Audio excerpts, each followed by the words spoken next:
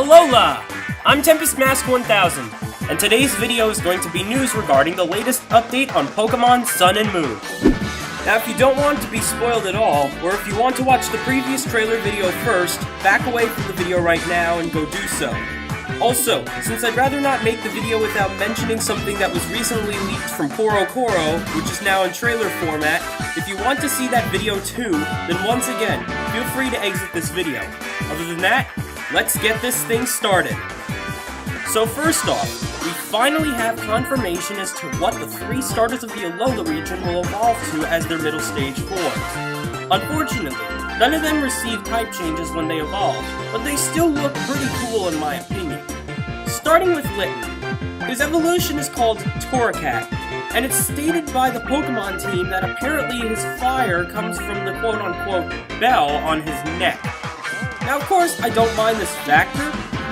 However, knowing that Litten can technically breathe fire by itself, I don't see why Torracat can't do the same if it wanted to. Maybe there's just something about the bell that's special.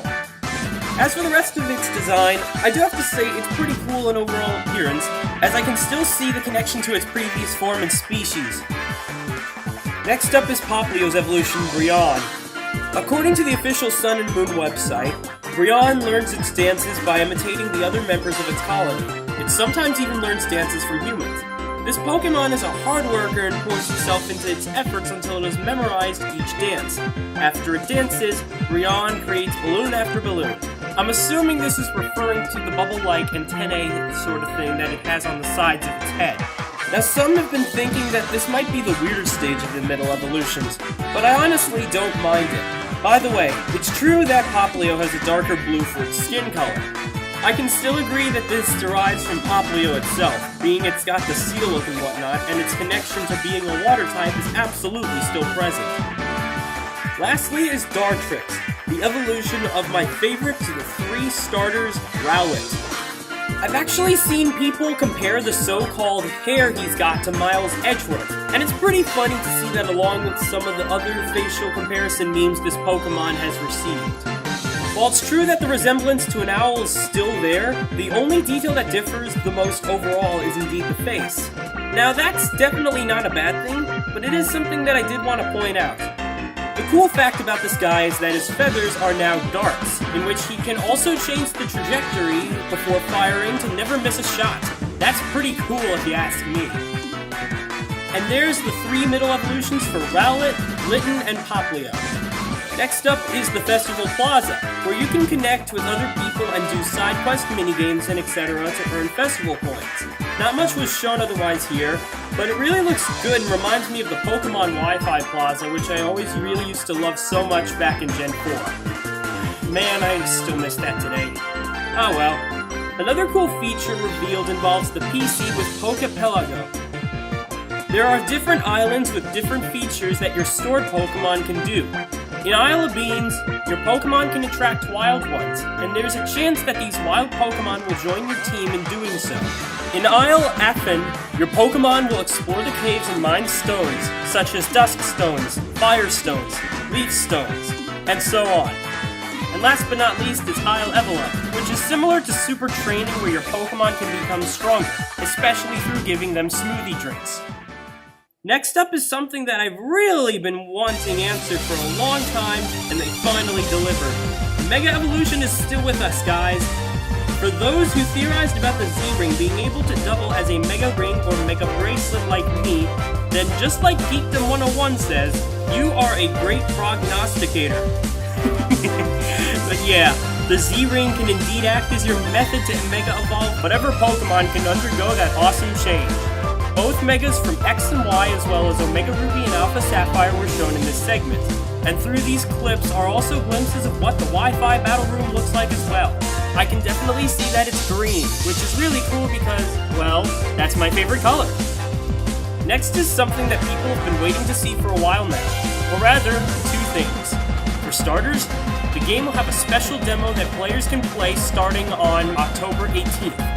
Mark your calendars for that day, guys, because it's only 4 days away. And just like the Horas demo, there's a special prize to be transferred into the actual game. The one, the only, Ash Greninja. Ash Ketchum's special Greninja is accessible through the demo with the special ability Battle Bond. While my full understanding of the ability isn't completely there yet, it's true that when the battle begins, Greninja will not start off in its transformed state. However, during combat, eventually Battle Bonds will activate and allow Greninja to take on its special form. And man, it looks really amazing. Just as amazing as some of the people who've been able to mod this into ORAS and X or Y. I'm assuming it was ORAS. One could say the purpose of those mods were to give us a sneak peek of what this would look like in-game if they finally decided to do it. Now, I'll admit that it's indeed weird to see that even though this supposed phenomenon in Pokemon lore is supposed to allow the Pokemon to take a similar appearance to the trainer, Greninja changes into its Ash-like appearance. But I'm perfectly fine considering that this is just a minor nitpick. And that's pretty much it for the first trailer. Last but not least is what was revealed from CoroCoro and the second trailer. To start things off, we have yet another Alola form for another Kanto Pokemon. It's one that I honestly did not expect, but has a pretty interesting dual typing to make up for, well, what you are about to feast your eyes upon. This here is Alolan Grimer, a poison and dark type Pokemon. While it does look good in green, being my favorite color and all, what has been added to it makes me question a few things in all due honesty. Now, I will admit that they had to include extra details, because otherwise, without the lime green mouth highlight and the two teeth, you can nearly confuse Alolan Grimer for a normal Grimer's shiny form. But regardless, this is what's confirmed for Grimer. Since Alolan Meowth is depicted next to Grimer, we just might get Persian's Alola form real soon. But that's just my speculating here. Now, Alolan Grimer was revealed first through CoroCoro, but was eventually shown in the trailer that would come soon after. And wouldn't you know it, the latest trailer also revealed Alolan Muck. Muck retains the same dual typing as Alolan Grimer, and this guy gets multiple colors instead of green, not to mention those interesting shard fragments or whatever else is in its sludge body. Also, just to point out, Alolan Muck has this interesting effect where the colors that it has in its body sort of move freely, just like the sludge effect that its entire body technically has. This is sort of similar to the Primal Groudon effect, where Primal Groudon has this lava-like flow through the pattern that it has on its body.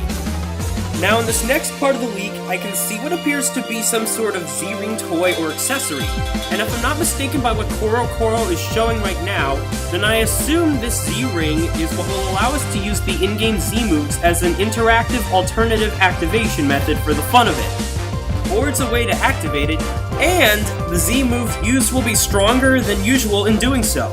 In any case, I like it, and I can't wait to see what they will decide to do with it.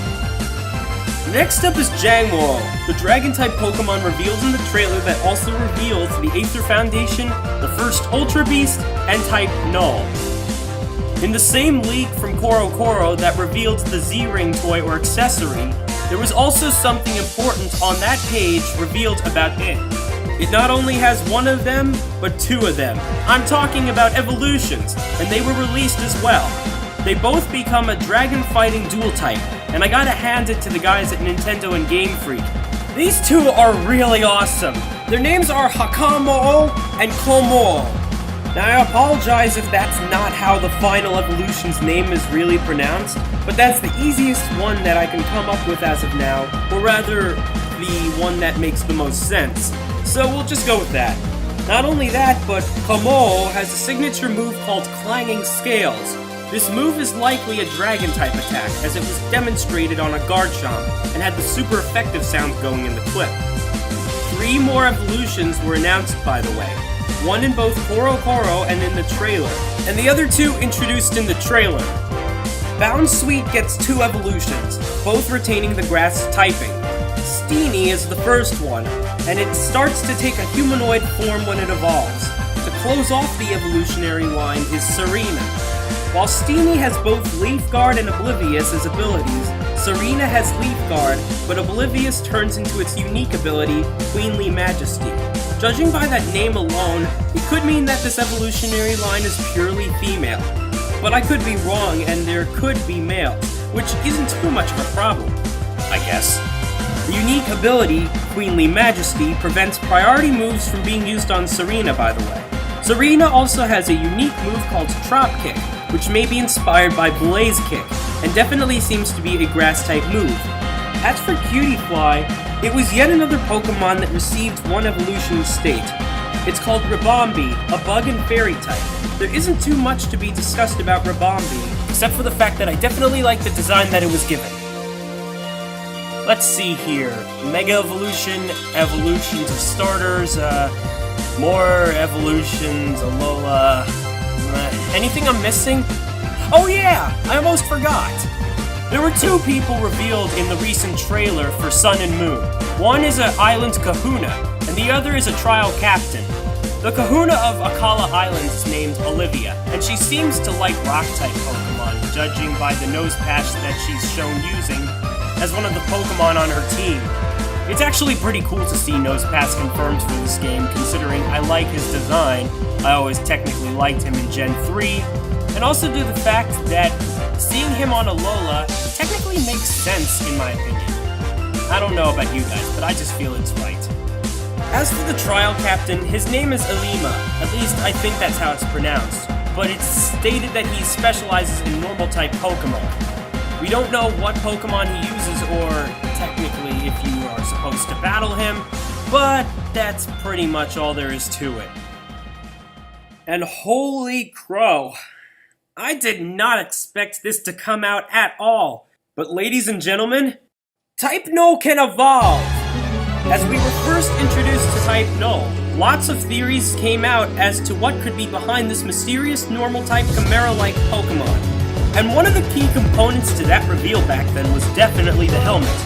Well, as it turns out, when Type Null fully trusts its trainer, its helmet will break and it will evolve into this crazy beast, Silvally. When I first heard its name was Silvati, the Japanese name, that alone clearly makes it sound awesome, even if the whole thing about this Pokemon evolving is truly surprising. Though hearing its English name makes me a little more curious as to how it should be pronounced. Regardless of the name, its design clearly shows that it evolves, but only in a certain percentage, I guess you could call it. The biggest thing that's changed here clearly has to be its head, which is now fully revealed.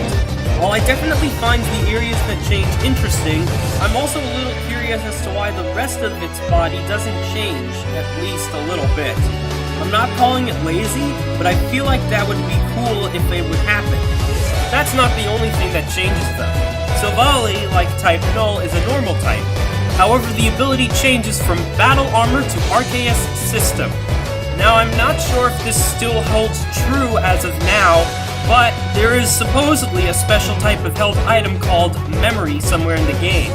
And giving this item to Silvally will do something interesting with it. I'm being told that the Memory will let this Pokemon turn into one of all 18 types at any one time according to Cerebi. This change is reflected in its eyes, mane, and tail, which glow the color that represents the type. Well, this was indeed shown in the trailer that was revealed, fully revealing Silvally at the beginning. This does sound interesting, and definitely supports those theories where Type Null was made to resemble the alpha Pokemon Arceus. And if it wasn't obvious by now, Silvally will have a signature move called Multi-Attack. This move's type will change depending on the item it holds, which could mean the Memory, or any hold item, and the effect varies just like the move Fling. And that's pretty much everything that was revealed through the special trailer and CoroCoro leaks. Now going back to the evolutions, people are saying that these Pokemon definitely have similarities to the ones that were quote-unquote leaked for a long time now. This could be true, and yet it might not be at the same time, but we all will eventually find out in due time. Next, there's Battle Bond. I've been hearing news that there's also going to be an Espeon with this kind of ability as well. While we have no visual confirmation yet, I'm looking forward to seeing what it'll be like when it's actually revealed. Alolan, Grimer, and Muck is definitely welcome in my opinion, considering that we could use more Pokemon with Alola Forms, where both the pre-evolution and evolution are affected. And yet, looking at this, I feel that my opinion on Grimer shifts a little. At first, first, I really didn't mind what Grimer and Muck were. They were simple, true to their type, and even if Muck doesn't differ that much compared to Grimer, I can still make out what it is and find both Pokemon useful and acceptable. But here, how do I put this? I get to start that sort of vibe where a YouTuber looks at, and no offense to this Pokemon, Garbodor for the first time. Start to question what it represents or why it's there. But just like me and Garbodor, I'm sure that I will get used to Alola and Grimer within time. Still, if I was a wise man, I guess those teeth mean that Grimer and Muck are going to learn Bite and Crunch.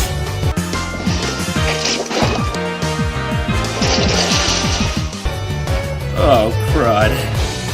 But as for Muck, I can clearly see that they did more than just a color change in teeth, in which I'm much more understanding of this one, and actually think that it looks kinda cool. Like I said earlier, Jangmo-o's evolutions really do interest me, and I expect them both to be triggered by leveling up. However, what level specifically could be a high one? We've gotten Pokemon that require ridiculous amounts of training in order to successfully evolve, like Larvesta and Xeno from Gen 5. Let's hope that isn't the case though. Silvally really does surprise me, but technically in a good way. And Bounsweet and Cutiefly get some pretty neat evolved states. And then last but not least is Mega Evolution. Now, unfortunately, I'm going to have to make a bet that there will not be any new Mega Evolutions introduced into the game. The reason for this is because Mega Evolution, while something that Game Freak and Nintendo wouldn't easily replace due to its high popularity and whatnot, was mostly a thing of the 6th generation. In contrast to this, the 7th generation's big thing here mostly involves Alola Forms. While it's ironic that only Pokemon confirmed to have Alola Forms so far are that of Gen 1, it could be possible that there will be some for the Pokemon of Gen 2, 3, or etc. I know for a fact that other generations of Pokemon will be found in Alola, being that one of the big things you can do is ride a Sharpedo across the water, so Sharpedo is likely a Pokemon to exist in the regional Alola decks. The same can be said for Stoutland, as he is one of the Poké rides accessible in the game. But as of now, it's clear that only Gen 1 Pokemon have Alola Forms. That, and we have yet to see Alola Persian. It's true that Pokemon with Alola Forms will not always include pre-evolutions and whatnot. This is already the case with Marowak and Exeggutor, since Cubone and Execute will remain the same. However, since Meowth already has a form, I'm expecting to see Persian soon. And that's all for the Sun and Moon update. Dang, this took longer to make than it should have because of how many times I had to change the script whenever a new reveal was made. But regardless, I hope you enjoyed today's video. If you liked it, feel free to share it to your friends, and maybe hit that like button too. Also, be sure to subscribe if you want to know when my next videos have been uploaded. Until next time, I'm Tempest Mask 1000. Ciao, amici miei!